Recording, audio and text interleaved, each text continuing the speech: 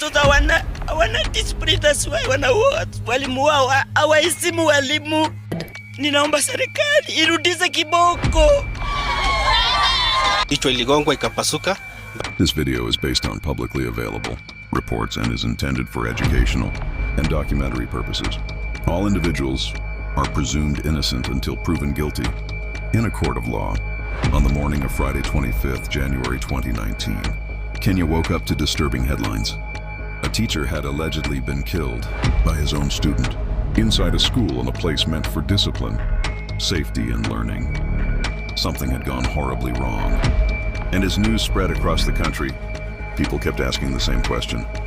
How does something like this even happen? What really happened that night in Nakuru?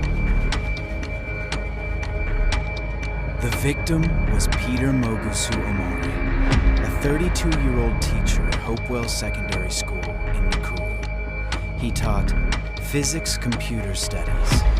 He was also the school's boarding master, responsible for students' discipline and welfare. Students and colleagues described him as calm and respectful, hardworking and dedicated. A teacher who rarely got into conflict, he was seen as someone building his career step by step until tragedy struck.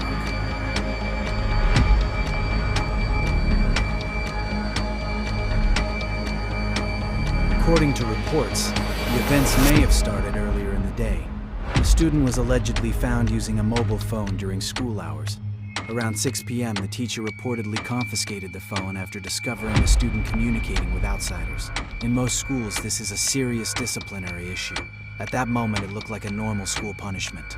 But later, it would become the center of a tragic case.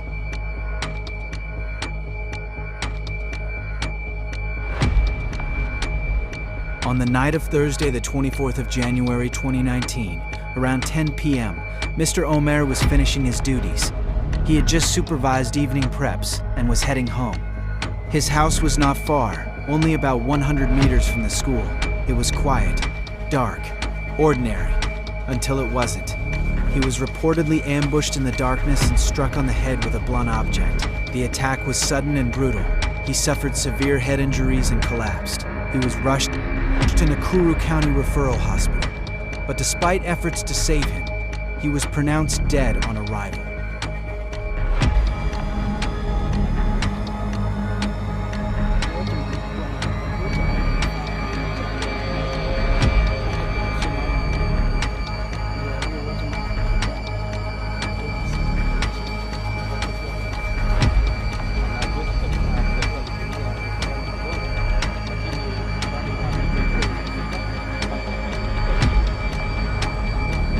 News of the incident spread quickly.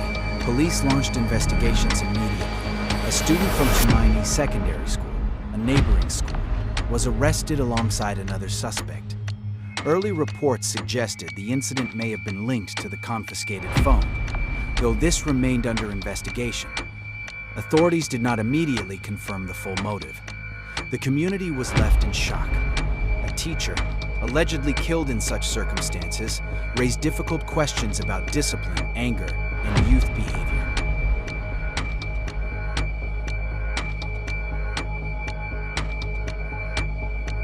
On the 28th of January 2019, the main suspect appeared in court. However, he did not take a plea. Police requested more time to complete investigations. The court ordered a psychiatric evaluation at Nakuru Level 5 Hospital to determine mental fitness to stand trial. Weeks later, on the 20th of February 2019, the student was declared fit to stand trial. He pleaded not guilty. The court granted him release on a cash 300,000 bond, under strict conditions. These included restrictions on returning to his home area in Cap Temple, transfer to another school, continued attendance in court proceedings. The case was set to proceed for full hearing.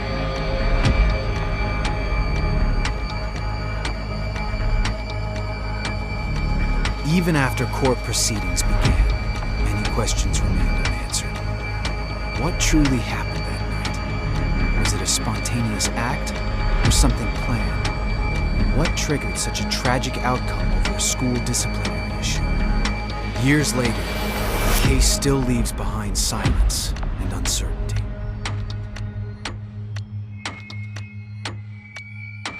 Let me know in the comments below.